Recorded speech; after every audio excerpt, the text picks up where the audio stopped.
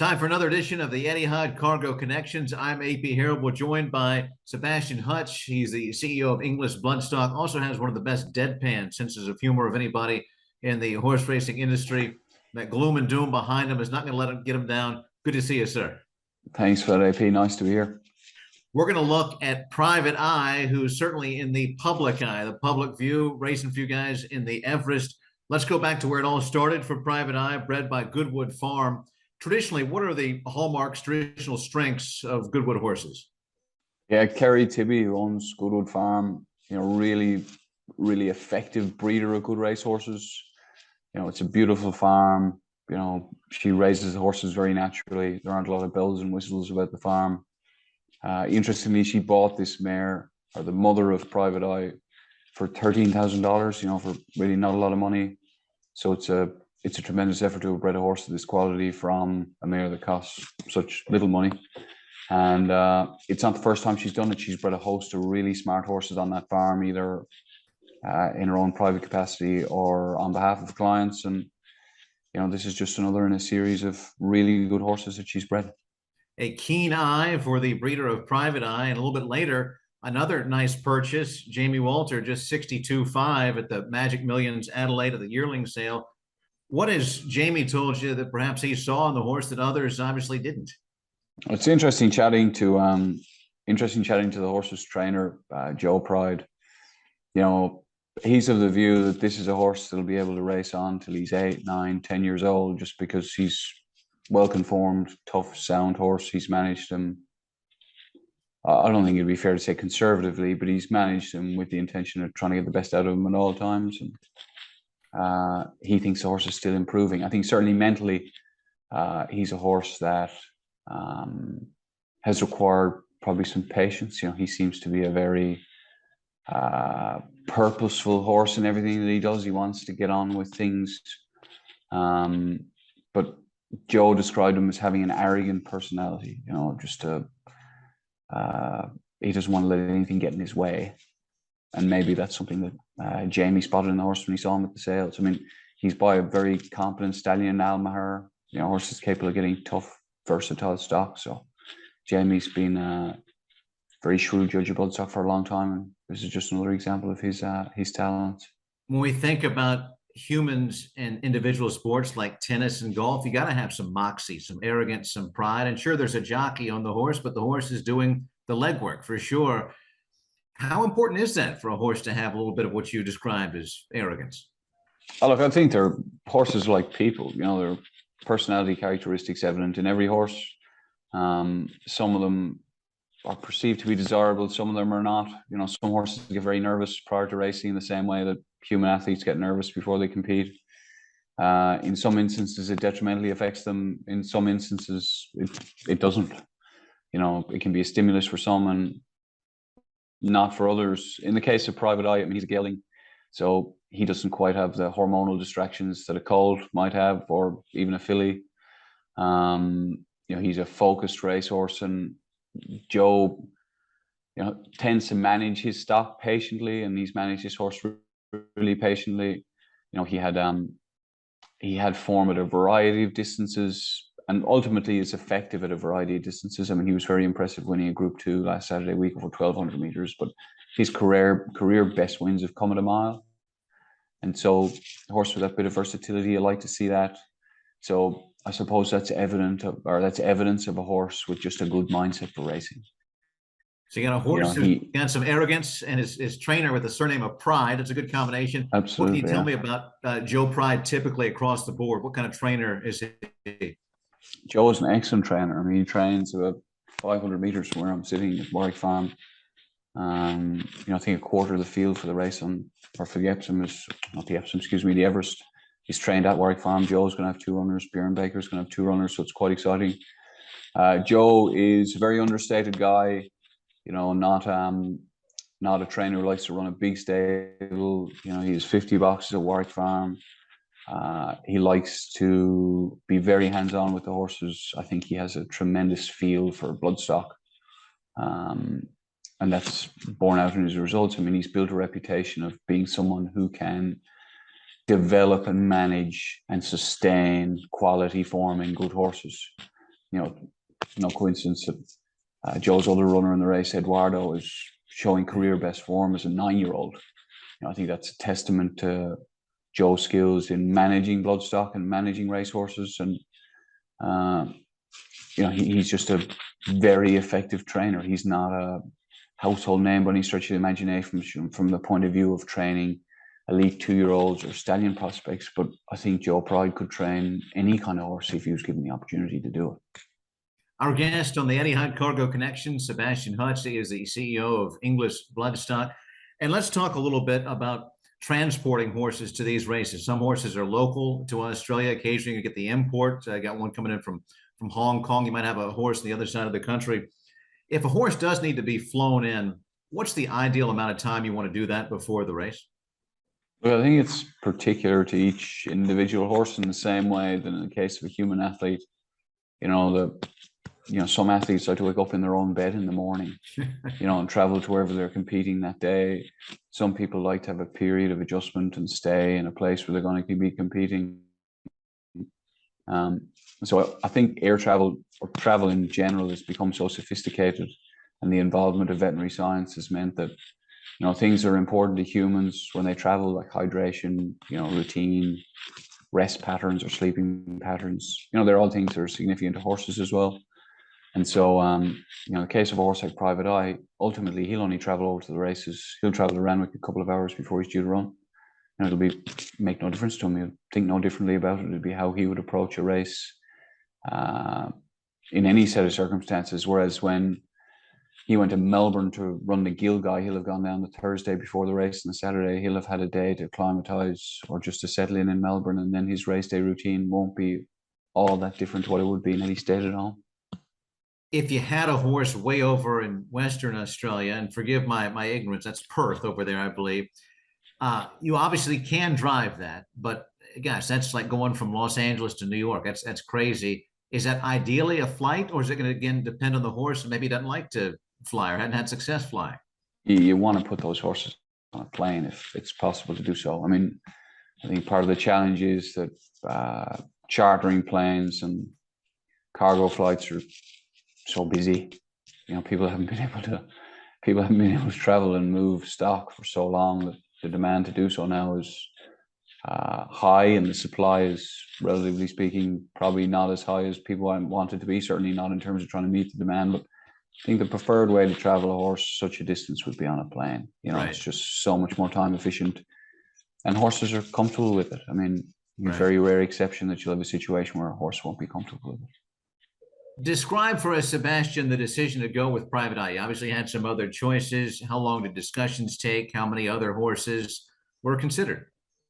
Look, I think our process with Private Eye demonstrates what's appealing about the race. I mean, we had an arrangement in place with another horse with Snap Dancer. Unfortunately, just wasn't going to be at her best to compete in the race at a foot issue. So agreed with our partners on the slot that she wouldn't fulfill the slot. It was disappointing for them and Kieran Maher and David Eustace and all the connections of Snap Dancer. But you got to make a decision, and the decision was one that we were all comfortable with. Naturally, at that juncture, thoughts turned to right. We've got a slot for the Everest, and how do we go about identifying, or how do we go about securing a deal with what we think is the next best alternative? And having watched Private Eye win the Gilgai just 2 days beforehand, it was very evident that he was a horse that was going to be likely be very competitive in the race should he get a slot. Now, at that juncture, there were 3 slot holders: Inglis, James Harron, and Godolphin, who'd yet to make a decision around how they were going to place their slot. So, it creates a sense of urgency around making a decision. We had a series of conversations on. It was a public holiday Monday in Australia. We had a series of conversations the evening of the public holiday. Resolved to reconvene in the morning, and by the time we reconvened in the morning, we were quite confident that Private Eye was a horse we'd like to try and pursue, because we just felt like he met the criteria for what we were looking for. He has an affinity with our business, with a 5% share in that horse having been sold for $60,000 through an English digital online auction just effectively 6 weeks ago. We just felt like he fit the criteria for what we wanted, and the next thing was to pursue an arrangement with Jamie Walters, someone who we're very familiar with through the volume of business he does with our company. And fortunately, he was receptive to the idea when we knotted down an agreement, and here we are. Nice. Do we expect to see Josh Parr in the irons for the Everest? We want to see Brenton Avdulla, who's ridden the horse a lot and been very successful on the horse. So I think Brenton's going to ride the horse. He's riding in very good form. Very, I think, dynamic rider. He's done really well coming from Melbourne to establish a foothold amongst the elite jockeys in Sydney, and he knows the horse well. He's a great relationship with Jamie and Joe, and hopefully he can be on form on Saturday. Sebastian, how common is it in horse racing for a guy like Brendan to talk to a guy like Josh? Is there a professional courtesy to exchange some notes, or is it, hey, you're on him now and good luck? Look, I think there is a form of discussion about it. I think a trainer will always be very interested to see the perspective of the jockey on the race, particularly given the environment we're in, where the ground is so soft. And there are subtle nuances or subtle variances that you want to be conscious of, and particularly on a race day like the Everest, where there'll have been a number of races over the track already prior to the running of the race. The feedback that a jockey can give as the condition of the track and the likely best placement in the run will be very helpful to a trainer in terms of confirming a race pattern. For a horse like Private Eye, for instance, he's a horse that likes to be ridden patiently. And that presents some challenges just in terms of where a horse might look to present to make his run. I mean, traditionally, his best efforts have been when presented to the outside of the field and running down the outside. But, for instance, that might not be ideal at Randwick on Saturday, given the volume of racing they had last Saturday on a particular part of the track. In that instance, he's drawn barrier 3. I'm sure Joe will be very interested to hear what Brenton's perspective will be on how the race should be ridden. Traditionally, his horse likes to be ridden very patiently. So whether there's any change in tactics, I'm not aware of any at this stage, but I suppose there's nothing enough to consider carefully on Saturday. Let me ask you a big picture question here about the race. Obviously, Nature's Strip is everybody's favorite, and for good reason. Do you expect different jockeys and trainers to consider some pretty crazy, risky, outside the box schemes, plans, or dreams? Or is that thinking too much? You just need to handle your own horse and let the chips fall? I would think people would be considering all sorts of permutations that might mean they'd have a better chance of being the winner or closer to the winner. We saw 3, 4, 5 years ago trekking a horse of Godolphin's come down the stand side rail when the track was very wet. That's a tactic that hasn't been used a lot since, but I suspect it'll be something people will be considering on Saturday. Whether it's Private Eye or not, it'll be up to Joe and Brenton. But I think there will be people considering things that might not be within the traditional scope of the race pattern of certain horses, because the barrier draw is a significant factor as well. Nature's Strip has drawn 12. Can he get to the lead from 12? Probably not. Is it a risk that he gets stuck wide, particularly if the couple of the horses inside him kick up? Yeah, very much so. Could that inconvenience him? Absolutely. And then it presents a significant set of variables for the balance of the field. So, ultimately, as couch jockeys, we can all watch the races and think about how things are going to play out. But ultimately, it's the 12 riders in the race that will dictate what happens and how it happens. Looking at these numbers, I've got 4 wins in 10 starts on slow and heavy tracks for Private Eye. I'm looking out the window there, and you were playing amateur weatherman, thinking we could have a monsoon. Does that augur well for Private Eye? He's had 5 starts very specifically on heavy tracks. I think his first two starts of his career were on heavy tracks, and I think he won them both, but they were in very inferior company. Right. And then more recently in the autumn, he had 2 runs at 1,300 meters and 1,500 meters on heavy tracks.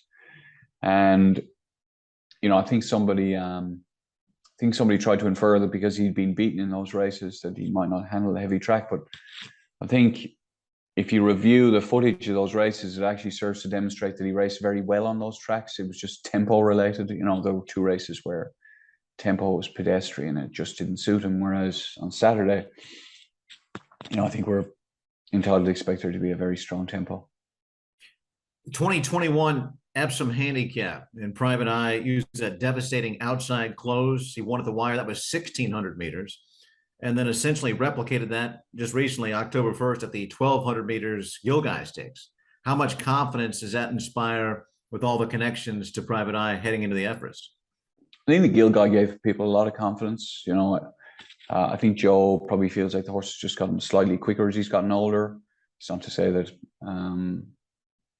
he won't be effective back at the mile, but he was dynamic at 1,200. He really traveled strongly, on a solid early tempo. I think it was his first time down the straight at Flemington. Some horses can be unnerved by that, being used to racing around a bend. He seemed to handle it very easily. And when his jockey on that occasion asked him to put the race to bed, he did so very efficiently. And I think ultimately the horse's best trip is beyond 6 furlongs, but the tempo of the race on Saturday has the potential to draw, or has the potential to create more of a stamina test than what it might ordinarily be. I think if it was very quick ground on Saturday and those fast horses were able to make it an absolute test of speed, he might find them too quick. But given the heavy surface, or likely heavy surface, it just might play into his strengths. Sebastian, what you just described there, it's so fun in horse racing to break this down. If this was human beings, we'd have a much better idea of who's going to win. It's much more predictable. Horse racing, there's all these factors. I guess that's why we're talking in different continents and there's all this excitement. Is at the end of the day, this is why people are in the game, in the sport of kings, in the industry. Yeah, there's money and it's a career, but it's so unpredictable. It's so fun. Is that fair to say that that's what inspires you guys to go chase these dreams? Yeah, I mean, the spectacle is outstanding, particularly in a race like this. I mean, obviously the makeup of the field of any high-class race is always a subject of great intrigue and great debate. But in this case, where the makeup of the field is at the discretion of 12 people or 12 entities, it just adds another dynamic to the race. And, we've seen permutations or different permutations of runners and all sorts of speculation as to who might run. It makes it very interesting. And then the race itself are fantastic because, horses enjoy racing naturally. You'll observe horses in a paddock, they race after each other and chase each other all the time. It's something they do instinctively and naturally. And so to have this natural inclination on their part to race and to compete, harnessed in tandem with jockeys who are looking to try and manage that horse's, natural exuberance to get the best finish out of them or the best result out of them is, it's fantastic to watch, and it just makes for great spectacle. As you look at your career and your experiences in life and in racing, how much of an honor is it to be one of the lead guys in selecting a horse for such a race? I don't know if I quite felt that way about it on Monday when you've made a decision, you're very comfortable with your decision, then you have to reevaluate. I was asked recently if we had a plan B, and the simple answer, we didn't have a plan B. You don't. It's very hard to provide for circumstances, the capacity to vary so significantly. I mean, one of my significant concerns on Monday was that when the news broke about Snapdancer not running for Inglis, that someone might look to pick up Private Eye straight away. We might even get the opportunity to pitch for him. Fortunately, it's all worked out well, and other slot holders have chosen to do deals with other horses. But look, it's fun. I mean, it's something we work on year round. We're always watching the races. We're always looking at horses that might go on to be good graduates for our sales and go on to be potential Everest representatives. And it's a fascinating part of the story that this is where we are now with Private Eye. Private Eye is 5. Private Eye is a gelding. Redzel in 2017, I believe, 5 and a gelding. Not that anyone in horse racing is superstitious, but perhaps this augurs well. Yeah, I mean, it's interesting. I mean, Redzel was always a horse with a tremendous amount of talent, and ultimately gelding brought out the best in him. I think Private Eye is a horse with as much natural early talent but his talent has developed as he's matured. I mean, the symmetry is an interesting one. The racing pattern is really very different. But look, I think ultimately the trainer is very, very confident this horse can be competitive in the race, like really competitive. I think the race setup appeals to him, and if there is a genuinely quick tempo on Saturday, like we're expecting that there will be, it'll play to his strengths, and it'll see him give the best account of himself that he can. And finally, under 100 hours until the race, set the tone, the atmospherics, the scene for us down under in the island continent of Australia as the Everest is just about to get going. It's very exciting. I mean, the barrier draw was last night, Tuesday night, a massive occasion on the harbour in Sydney. There's a series of functions between now and the race day itself. On Thursday, Friday, race day itself is I think the day in the racing calendar in Sydney that people look forward to the most now. And it's amazing to think that the day has evolved in the manner that it has, given 6 or 7 years ago it didn't exist. So the trajectory of the occasion of the race is just like that. I mean, up and up and up. And I think it speaks volumes to the profile of the race that we have the best sprinter in the world competing in the race. And somewhat amazingly, a series of horses and connections that think they have a horse to go and beat him, which, on the balance of all this form seems implausible, but who knows? I mean, it's horse racing, and as is frequently said, anything can happen. There's a dollar, there's a dream, there's 11 challengers and one big bad champion. We'll see what happens. It reminds me very much what you just said, the quick acceleration and growth of the Everest as a spectacle, very much like over here in the States, the Super Bowl, which is the American football spectacle, started off as just the AFC NFC championship game, and it's blown up into a worldwide thing. You guys are now just entering your second half decade, and it's garnering all this attention. It's already blown up in Australia. It's blowing up worldwide in the horse racing community. I'm predicting when we get into the second decade, it may be a global cultural event. And a tip of the cap to everyone down under in Australian horse racing who's had a part in this. Yeah, I think it's only a matter of time. We've obviously had some international participants in the race. I mean, Coolmore in particular have been very, very sporting in terms of their willingness to have horses travel from overseas to participate in the race. But I think it's only a matter of time before the race starts to attract participation from Hong Kong, Japan, potentially the US. I know certainly earlier in the year there was speculation that there was a horse or two from the US looking to target the race. But I think the bigger the profile of the race develops internationally, the better it's going to be for the race in the long run. Sebastian Hutch, CEO Inglis Bloodstock, taking their second shot after Snap Dancer out. Best wishes with Private Eye. Enjoy the spectacle, and hopefully we see you raising that trophy that's worth about $3 trillion. Thanks, AP. Really appreciate it.